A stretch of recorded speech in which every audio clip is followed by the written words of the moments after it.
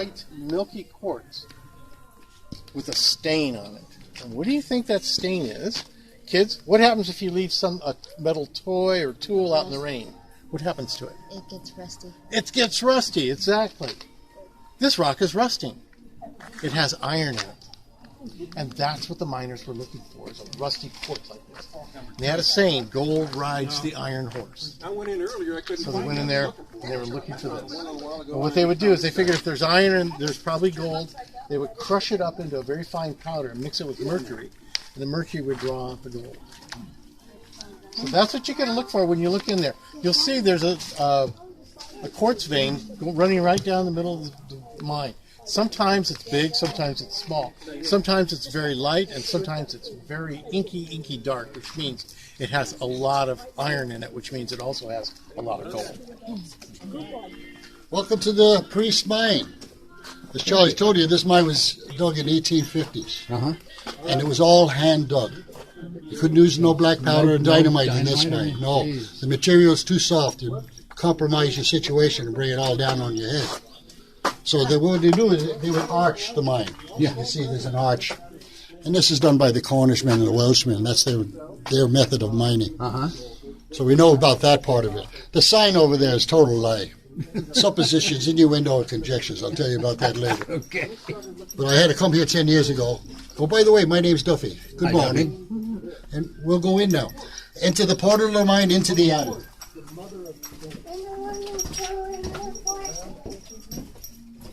Now, the man found the quartz outside. Where you're standing right now is where the gold was. He found a fine vein of quartz and he follows it in. Right. You'll be seeing the quartz right above our heads here as we come in. You can see, if you step forward, you'll see right where my light is shining, there's the quartz. And it all comes along here. There's also a little ribbon of quartz that runs along this edge right here. And it's very mineralized, so there's a lot of material. But like I said, he didn't want to compromise the situation. As you can see above your head there, he started to take out a little too much and it came down. My name is Duffy, and I'll tell you right now, my family comes from the old country in Ireland. We were from the High Kings order, the Odothes, the Duffys, the dark ones they call us. I hate to find out what that was all about. But I do know our family motto.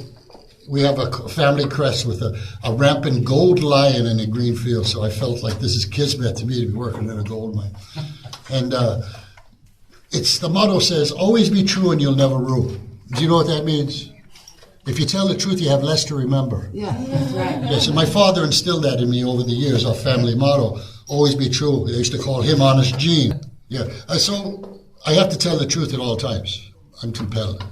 I get all goosebumpy and flushed if I don't tell the truth. I can't even lie to my wife after 47 years.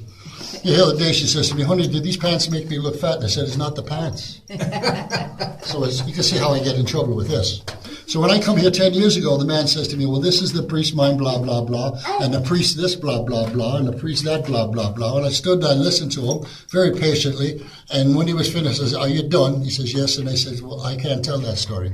He goes, why? Because it's a lie, and I can't lie. He goes, what do you mean? We've been telling this story for 10 years. It's a lie. There was never a priest in here. And what I don't see speaks volumes. And what I don't see tells me there was never a priest. Would you like to see what I didn't see?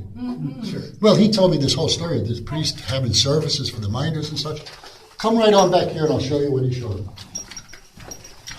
Now you can see these well-defined arches, right? This is a beautiful arch. And anybody can tell you that an arch is very structurally sound. All the weight of 55 feet of rock above your heads is being pushed down these legs. This is what they called the chapel. And they said that the priest would have service. You could come on in, darling. You got plenty of room here. Now the man he's coming along and he's drifting with the gold. That's what they call that, the drift behind you. This is a cross cut. Now Charlie might have told you outside that there is a coyote hole out there, a prospecting hole. And there the miner dug back about 15 feet. Not enough gold to buy dinner, so he decided he would find some other place. Found this rich deposit and followed it in. But he remembered outside, and he says, I wonder if it's over there. So he cross-cut over here, and there's where the quartz was behind you. Can you see that? And it comes over, there's still some gold right above my head here. This quartz is very rich. Now that This was full of gold at one time. And he left it empty and went back to his drift and continued drifting. Later on, somebody came in and put this fine archway you can stand up in it. I'll explain that to you in a minute. Now, the priest mine, how did they get the name priest mine? Well, they did some deep research into what they did. They found out that there was a bishop involved in the area and that he might have been given services. So they went to the Archbishop of San Francisco, asked him. He says, no, we know where all the bishops are. It might have been a priest. That's called supposition anyway, doing conjecture. That's not good. That's not good investigations. And that's not good enough for Duffy, I'll tell you that right now. I can't tell a pack of lies to children. So I says, all right, we're going to have to do something different because I'll tell you what I don't see. If there was a priest here, and this is the altar where he was making services, right, there'd be a candle here, there'd be a candle here, the Bible and the crucifix and the sacraments and such. What happens when you burn a candle in a closed space? Soot, no candle, no priest, no priest mine. That's how my mind works. So I can't tell the story, I'm sorry. I'll just have to quit. Or I'll do some research. I think it took me 25, 30 minutes. I went on the internet. Yeah, there was a bishop involved. His name was Edward Bishop. He's the one who brought the water down for the miners. Built aqueducts along this area. And he probably had something to do with this mine at one time or another. He probably made more money than the miners. The second arches were screaming at me, Duffy, why 2 arches? There should only be 1, you know. The cross cut, and that'd be enough. Why 2? Well, I found out that the 2 arches together, the Cornishmen, they say, if you see 2 arches together and you're a miner, keep walking, unless you have business. If you got no business, keep walking. It means danger. Now, what would be so dangerous they don't want anybody coming in here? It's going to fall. They made a storage room out of it. And you know what they were storing? Dynamite. Boxes and boxes of dynamite in here. And up here is where they kept the fuses high and dry. Do you see the truth now? No priest mine. So what do we deal with? A pack of lies the rest of my life. So we're looking for quartz that's real dirty. And you don't get any dirtier than what I'm showing right here. If you'll step forward, you'll see. I'll keep my light on and you'll be able to see. You see the Yeah, I quartz? see a lot of dirt in it. The dirtier the better, the man would say. Why would that be? A lot of mineralization. So maybe 30, 40 feet of quartz going straight up. Wow. You don't know. Yeah. See, gold is where you find it. It's just not where you're looking. Yeah. But we'll follow it back some more. And you can see, not only does it get dark, it's turning black. Can you see that? Yeah. Yeah. If anybody says, you ever seen gold before, you say, yeah, I'm looking right at Right it. here. See that? Yeah. Huh. This mine was very rich indeed. You don't come back this far unless you're finding it. Yeah. That's a square set. Do you see the square set? Now that was put in by our safety man who comes once a year to inspect the mine to make sure that nothing's loose or going to crash or hurt anybody. Yeah. And he put that in to hold the ladder system so he can go 55 feet all the way down to the priest's mine down below and inspect the mine. There's also an air shaft that goes up 55 feet all the way to the surface. Unfortunately, I used to bring everybody in there, but I can't right now because of this piece of slate rock. I was telling you, if you want to get close, you can see. I'll put a light on it, and you can see the little tiny roots coming down from there. And that crack is getting wider and wider. And there's about 20 tons of rock there. We don't want anybody to stand under that. Safety is no accident, is what that is. Huh. And there's also There's another shaft going down there. there's a shaft that goes down, and this is an air shaft. When you have an air shaft in a mine, you could be underground 24/7. The man was cut to find some more quartz. Well, he found 5 veins of quartz in there, but they're all white quartz, no rust, no gold. This is all done for them. Huh. So as you can see, he left all the tools behind the wall.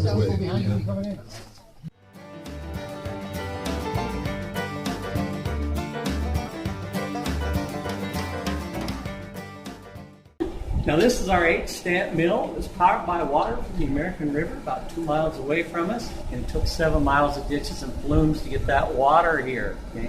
Turn the big water wheel, turning the big wheel, turning that camshaft. Now when we go downstairs, I'll show you how the camshaft works. I'm going to turn the machine on. It's going to make some noise, okay? And these little stamps are down here. They're going to go up and down, crushing the ore. Well, no crushing no ore on the model. Not big enough to do that. But the mechanism that raises and lowers it, it's right here. And these little tappets that will be going up and down too. Okay, you ready for the noise? Here we go.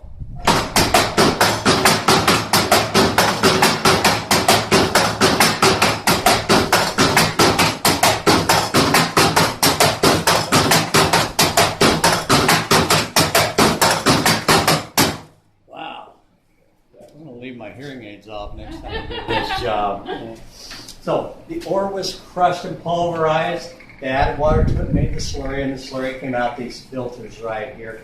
And it ran over these two tables called amalgamation tables.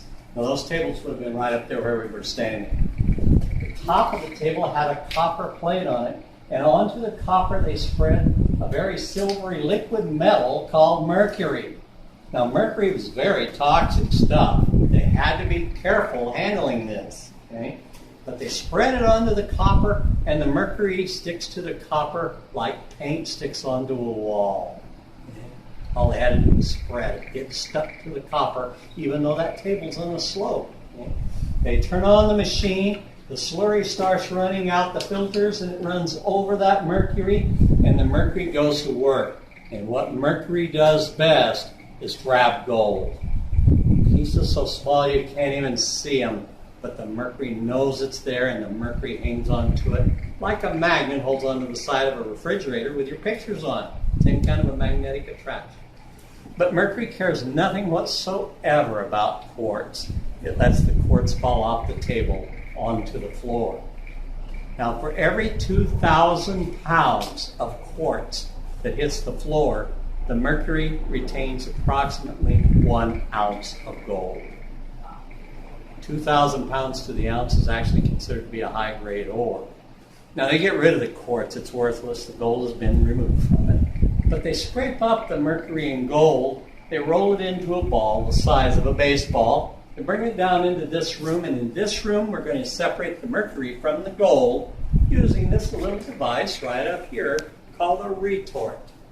They put the amalgam gold ball down inside here. They put the lid on this thing very carefully.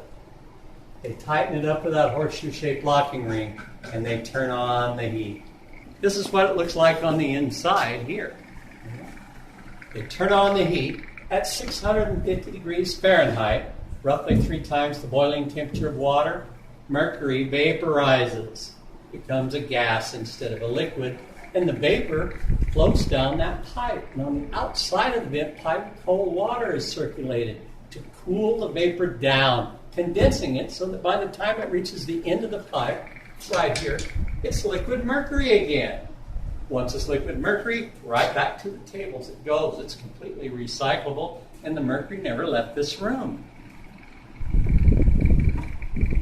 If they didn't put the lid on here correctly, and the vapor came out here, and you were to breathe enough of that vapor into your lungs, you would likely get a disease called Mad Hatter's disease. Now, the hatters in those days used to use felt, fur, and mercury to make these hats. They made beautiful hats. The only problem was the men making the hats were literally going crazy. This is where the expression comes from, mad as a hatter, and the character from Alice in Wonderland, the Mad Hatter. What they had was mercury poisoning. And believe me, you don't want to get mercury poisoning. It was absolutely gruesome. What's left inside here is called sponge gold. It's full of little holes where all the mercury was, giving it the look of a sponge, and therefore it was named sponge gold. Now, it's not soft like a sponge, but full of little holes, okay? And it's hard and it's heavy, and it's 87% pure gold at this stage. Quite valuable, but not pure enough yet. It's as pure as we can make it here. From here it goes to San Francisco to the U.S. Mint, and there they had a furnace capable of melting gold. They heated up to 2,500 degrees Fahrenheit. At that temperature, the gold turns to liquid. The impurities float to the top of the vat of gold, and they scrape off those impurities and pour the pure gold into molds and make ingots of gold. Those ingots come out of there looking like this. And if these were real, they would weigh 38 pounds apiece and be worth $500,000, give or take $2. But this gold was made in my garage. Gold you make in your garage is worthless. But it is the size and shape of the bars they were casting for the government at that time. Now, that's the processing of gold as we processed it here.